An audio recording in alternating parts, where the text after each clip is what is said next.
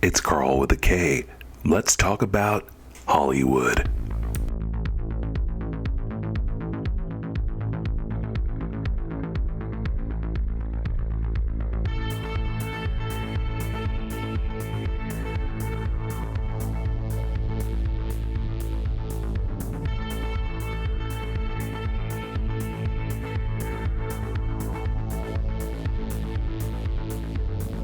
Welcome to the show.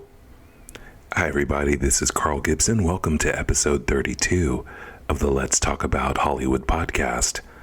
I want to thank all of you for being here. I just put out episode 31 last Sunday, so that would have been March 22nd, 2026, and already had downloads for that, so thank you to the US, thank you to Spain, thank you to listeners in Germany, as well as in France. So that was pretty much immediate after that episode came out. And so I want to thank you all for listening, for downloading, and for being here. And if you're new to this podcast, welcome. This is Let's Talk About Hollywood. I'm Carl Gibson, and this is an audio memoir about my career starting in Hollywood. I had been an actor from the time I was 14, professional actor from the time I was 14 up till I was around 30. And then I started at the Hollywood Reporter. So this was the official start of my career, being in the quote unquote working in the A-list construct of entertainment media and news, which was for the Hollywood Reporter. And each season in this podcast deals with a year. So season 1 is all about 2001. Now we're in season 2, which deals with 2002. I'm an editorial assistant at the time at the Hollywood Reporter. I'd quit my job the year before, my day job, and everything changed. And I'm just trying to navigate the growing responsibilities and adjust to this career and adjust to the people and the work at the same time. I have a partner. His name is Stone, aka Bebbles. This is at the time, and gay marriage isn't legal, but we don't care because we love each other and we got to just press on. So that's where we're at. That's what the podcast is about. It's about different characters, different things that happen, and a lot of it is applicable to anyone's career or things that people are dealing with as far as work and life. So that's what it's about. Thank you again for being here. I want to thank someone who contributed to my GoFundMe, which if you want to support the podcast, because this podcast runs on donations, the link is in the show notes. So wherever you get your favorite podcasts, if you look to see what the episode is about, the episode description, that's the show notes, and that's where the donation link is. And a listener, I believe, donated. And his name is Carl with a C.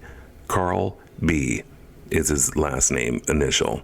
So Carl B, thank you so much for contributing to my campaign. Thank you for contributing to this podcast. It really meant a lot.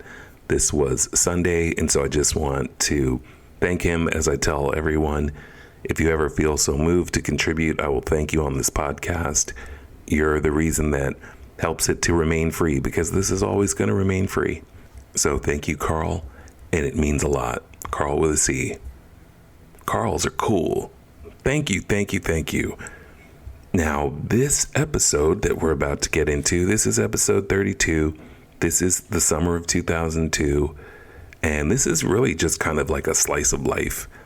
It's not like anything momentous is happening, but it kind of is for me at the time. In 2002, you got to remember, it's the summer, and it's not even been a year since 9/11. So there's still a lot of raw feelings in the world, but especially here in America where it happened. And there's a lot of cost cutting, the job market's bad. The difference is, I think if you're comparing today to then, there's just a whole lot more unity in the country than in 2002. Not quite so polarized, but I will say, even though it wasn't headline news, there still was a contingent of people who were like, Hollywood sucks. Hollywood is everything that's bad with the world, and so on and so forth. So that never has really changed. Now, if you think of, now it's a lot more bold and out there, like Hollywood sucks. But at the time, Hollywood is still legacy Hollywood. There's no podcasts. There's no streaming. The internet is around. So there's still an online world, and there's industries making billions going into new media, what they used to call convergence. Now you would just call it digital media, and certainly social media, but there's no real social media then. So yeah, this is summer 2002, and I can just say people are pretty much pissy, sometimes including myself at this time.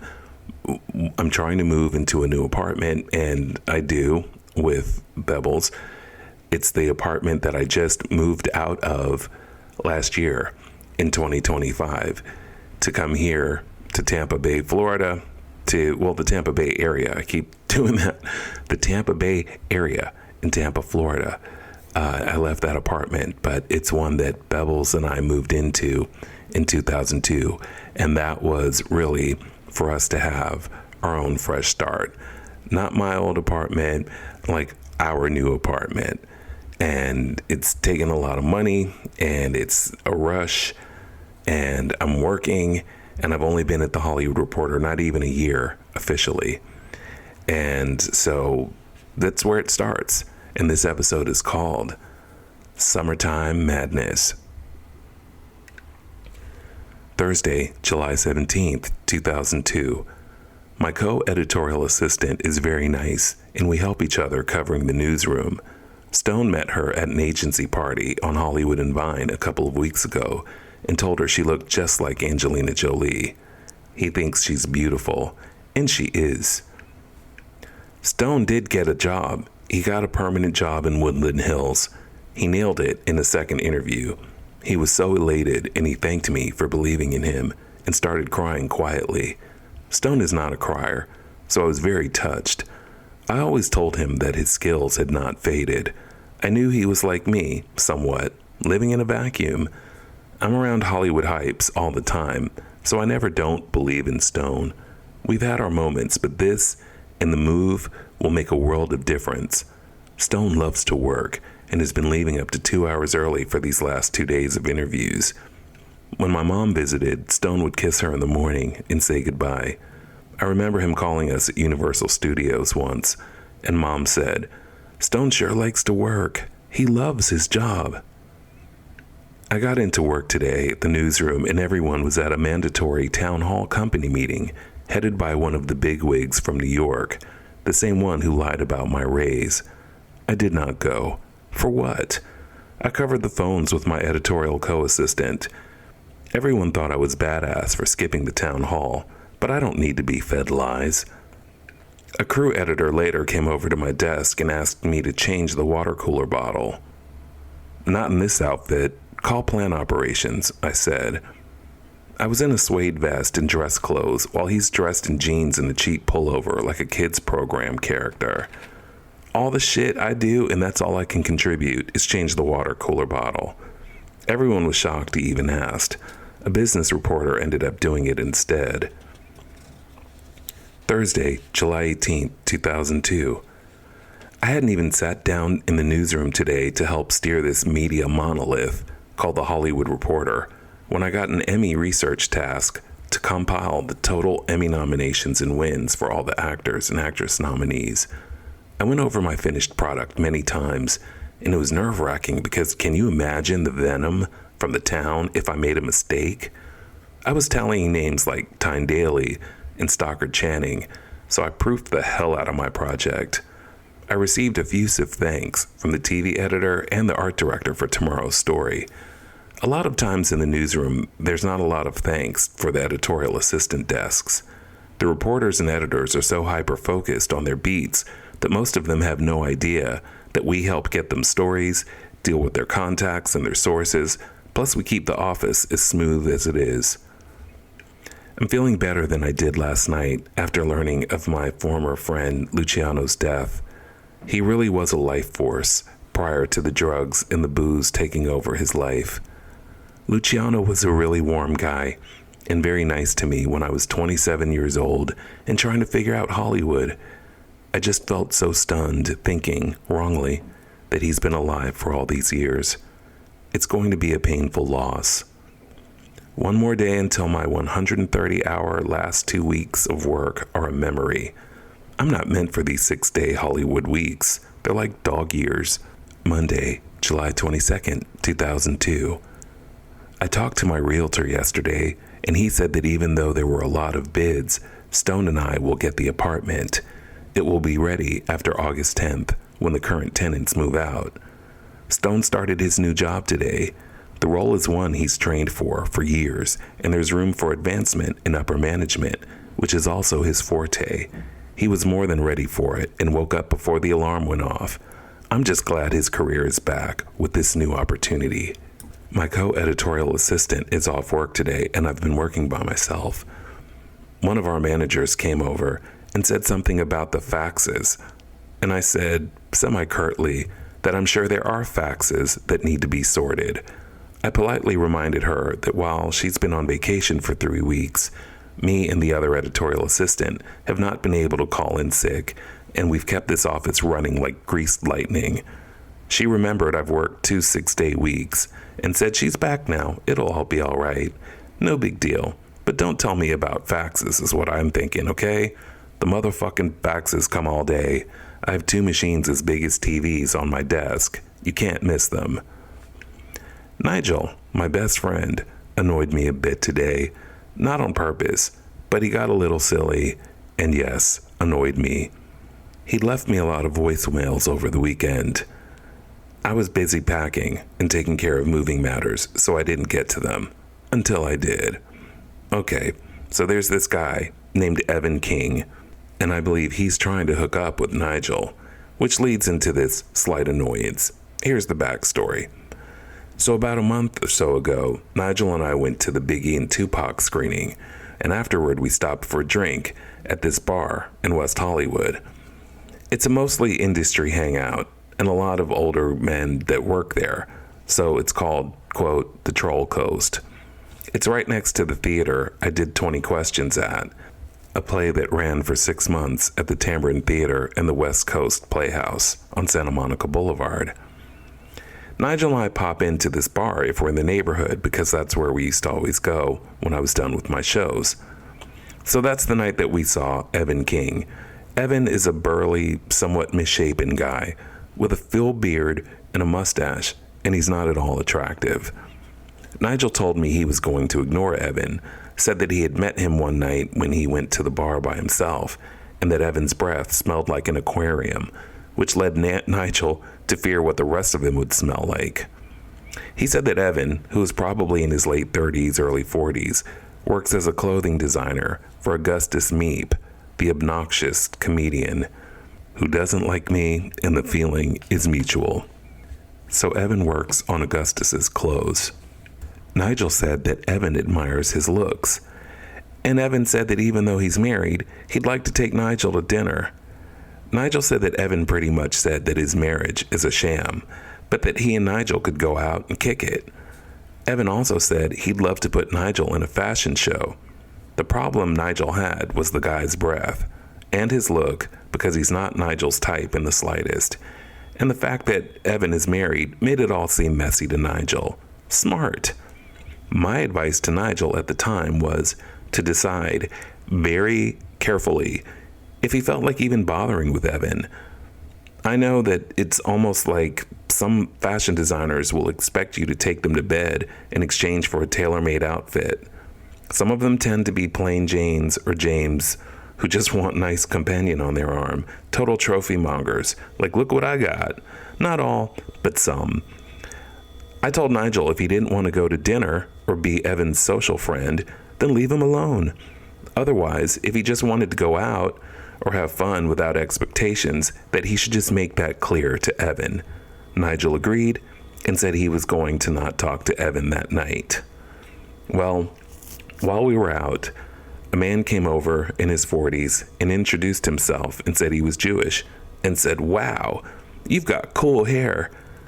Jewish guys would love to look like you, Carl, but they can't because their hair won't behave and they're too busy getting surgery to look Gentile. I used to be a family psychologist, but I've been bipolar for 15 years. I just lost my train of thought. Did I tell you that I'm bipolar? Let's just say that I went for a break outside. People in Los Angeles say the most revealing and bizarre things, and I didn't want to be saddled with the bipolar ex-psychologist. It was then that Evan went over to Nigel and they started talking. They didn't make any plans, but they'd exchanged numbers the night that Nigel went there by himself. Evan said hi to me and that was it. I wasn't in their mix and I left it alone. So flash forward to yesterday. Evan calls Nigel and Nigel sends me a copy of the message, all about how Evan was saying how he loved Nigel's music on his voicemail and that he hoped that they could go to a comedy show or something. Nigel reiterated to me that he didn't like the guy at all, but that he may go out just to see, quote, some famous people, and quote, to be out. Then Nigel says that Evan told him he's starting a men's magazine or something of that nature. Nigel then volunteers to Evan that he'd met me before at a party. And then Nigel says, Carl's on contract at the Hollywood Reporter, and he may be able to forward your information about your new men's magazine to somebody. No promises, no demands. Evan perked up and asked Nigel for my email address. Nigel then told Evan, I'll get it from Carl. I'll see what I can do to help you out. Nigel imparted this to me on my voicemail, and I got perturbed because A, you don't like the guy, but now you're some agent and you're going to fob him off on me? B, I've had my share of Augustus Meep's refugees, okay? They're a pretty dour lot. And C, why are you offering my email to a guy you don't really know and who may or may not be starting a magazine who you don't even like? If I do forward the information, it will have to be to a freelancer. They do more of the beauty, fashion, new magazine plugs, and that's going to require a lot more legwork on my part. And D, I don't want Evan emailing me, checking the status of things, and being a pain in my ass at work. I forward what I want to, not on request. This ain't a radio station. Most people forward things to me from a media list on, or because we've met before, or we've worked together on releases, etc. I didn't appreciate Nigel volunteering me. It smacked of him not having anything else to say, but deciding to keep the guy on a string by putting me in the mix. I've got enough shit on my mind, okay? I left Nigel a message in response. Not an evil one, at all. And I said that I'd see what I could do, and to go ahead and give Evan my email address since he'd already all but told him that he would. I said I didn't really want to be bothered with the Augustus Meep crew, and that I don't know Evan, that we've said 2 words to each other, and it may be a non-release that will never run. I also corrected Nigel, kindly, by saying that I'm not, quote, on contract.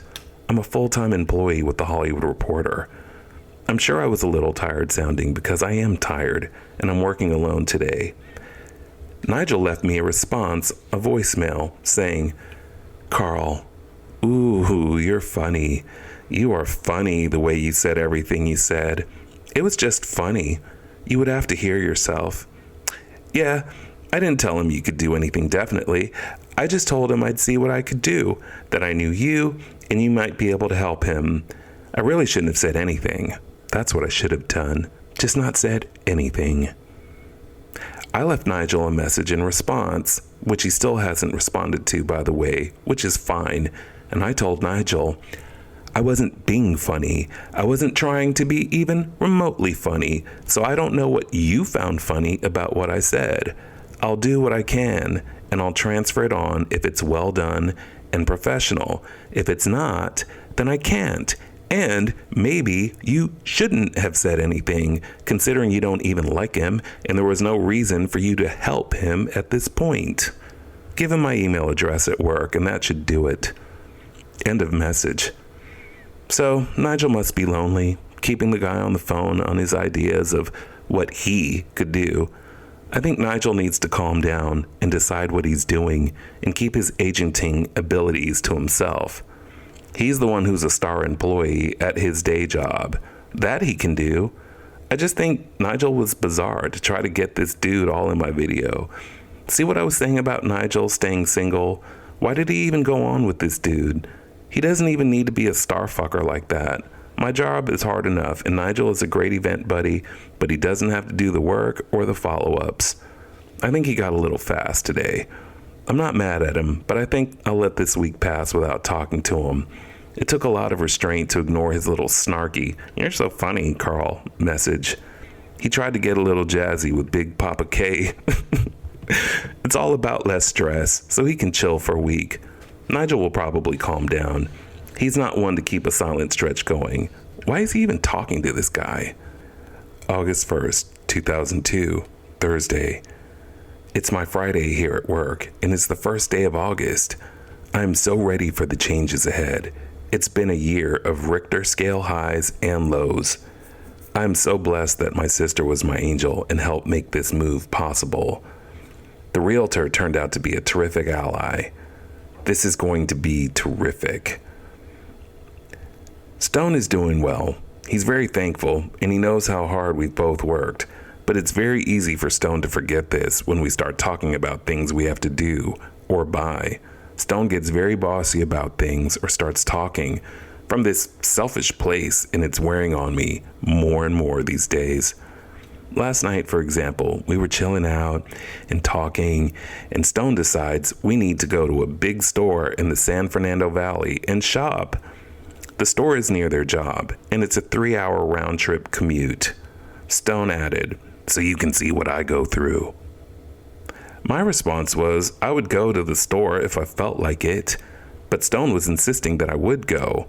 There was nothing that he conveyed about it being a fun trip or anything. It was just, "You're going." I said I'd be the judge of that. Then Stone thinks I'm being a hard ass.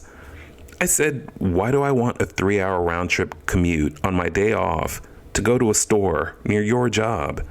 You want to know what I've been through? Sometimes we seem so mismatched and incompatible. It's too stressful for us to both be on the same page, it seems. Our schedules are to blame for a lot of it, but some of it is just plain boisterousness on Stone's part. I'm a big mouth too, but I don't make the same emotionally based waves that Stone does. He's very demanding at times simply by being argumentative or starting differences where I thought we were agreeing. Like last night, we were talking about our commutes to work. Stone does have a 90-minute commute to Woodland Hills, easily, each way, and we already agreed to save for a new car. Last night we're talking and Stone said something hilarious about his commute, and I chuckled. He immediately said, "We're going to have to get a car. We have to. I'm going to need one or I'm not going to make it. I will not be able to make it. I won't survive." My answer was one of, yes, we need a car. Then Stone starts into, "I didn't sign on for this 3-hour commute." I said, I didn't sign up for a lot of things. None of us do. I agree we need the car. Why is it an issue? Stone repeats that he didn't sign up for this.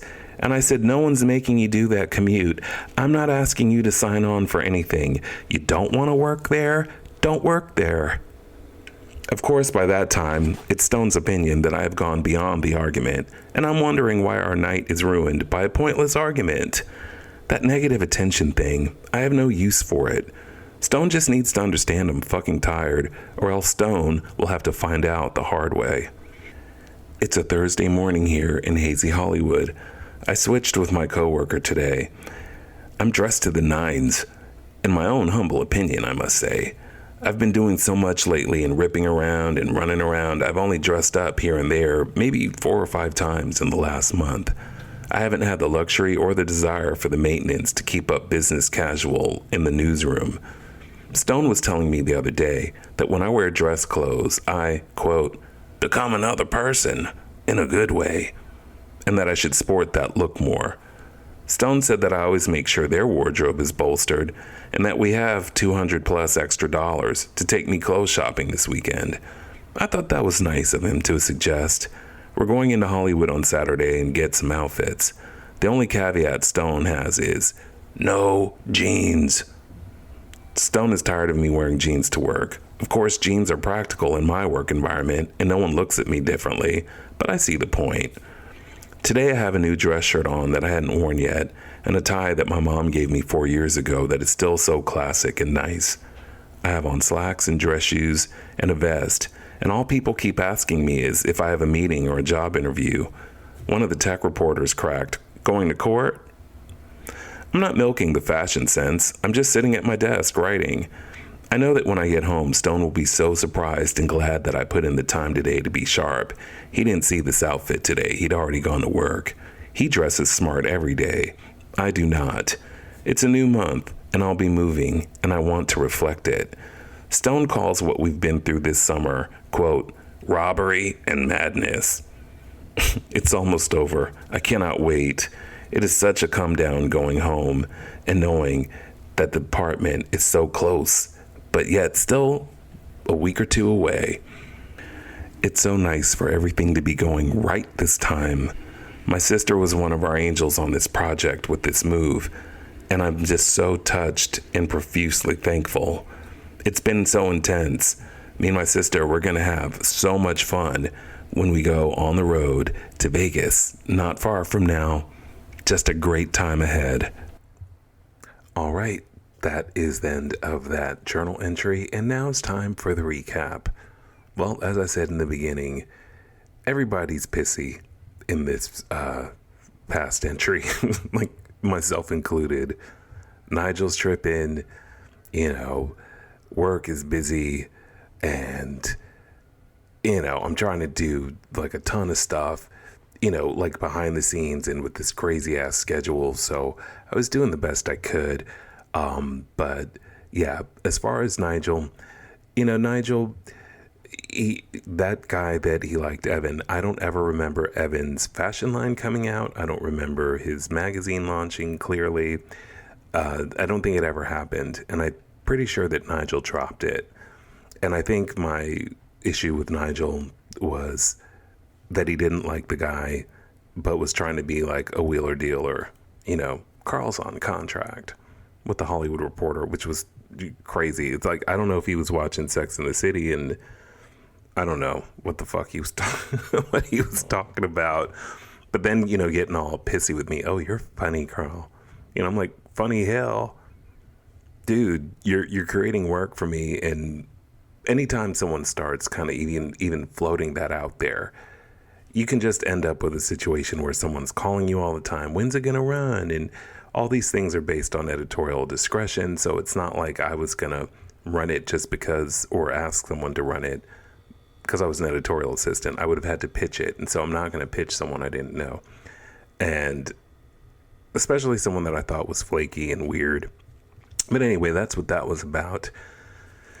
And then with Stone, oh man. Look, first of all, I left that in there. I told you guys I'm always going to leave in some of the clashes we had, because while we were so in love and we were also really, really trying, and we just could be very different. And when I was listening back to the episode, and even when I reread what I'd written, where I was like, Stone can find out the hard way. I was like, wow. Well, I have to say, I think what really was going on, I thought about it the other night. When Stone and I met, Stone was always like, I'm not going to interfere with your career. I just want, your time. Like, Hollywood ends at the door, and then it's about us. And these are all things that to this day I think are great. Now, it's kind of impossible for your career to end at the door, but, you can kind of catch up and then have your evening. You both talk about your day at work or what have you. And of course, there would be things I'd be telling him about Hollywood or different celebrities or what had been going on that day. And he'd be like, wow, because it wasn't gossip. It was all like real stuff, but just behind the scenes. So there were times where I think when he met me, I was an actor, and that was different because I would work sporadically as actors do.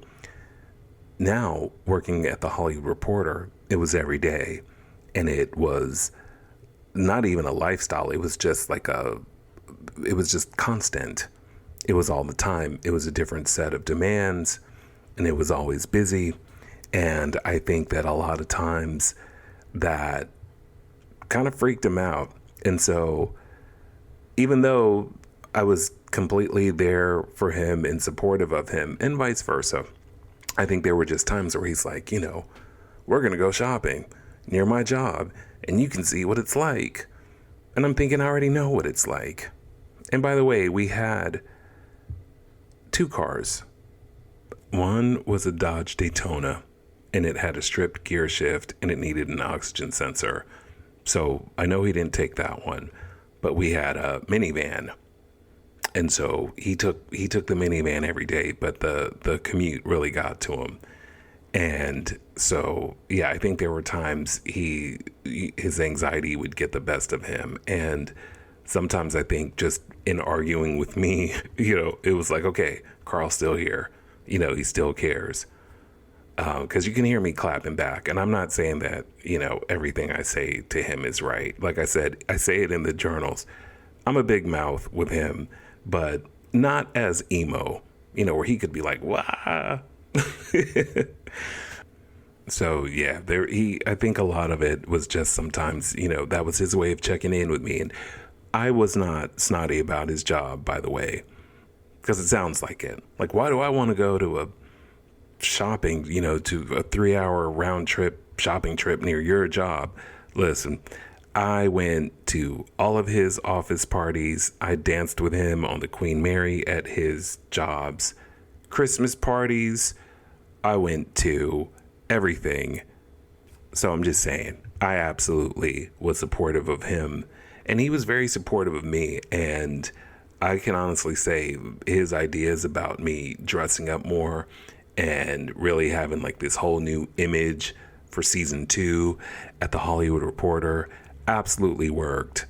And so he had a lot of great ideas.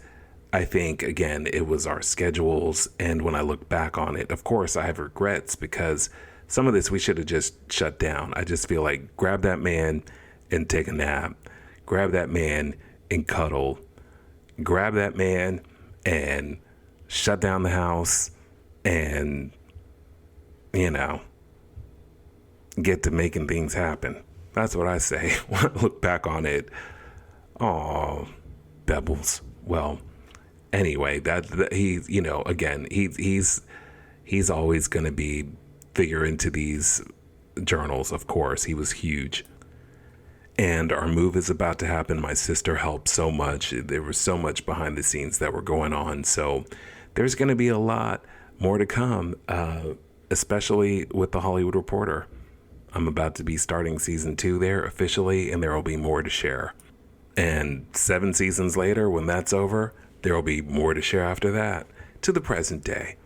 So thank you all for being here. Thank you for listening. Like I said, I know it wasn't a bells and whistles episode. It's kind of just a slice of life and kind of a, like I said, everybody was pissy. It was summertime madness. There's a lot going on. And thank you all for all that you do, being here and coming back. I so appreciate it. Thank you again, Carl B, for donating to the podcast. And I'll be back with another episode.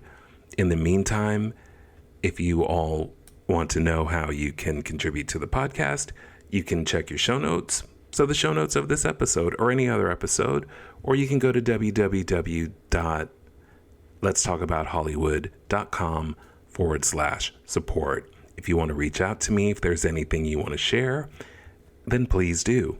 You can write Studio Exec Carl. That's Studio EXECKARL @gmail.com. I'd be glad to hear from you. And until then, thanks for being here, and I'll see you next time. And don't forget, love is real, and I wish you all great things. See you soon.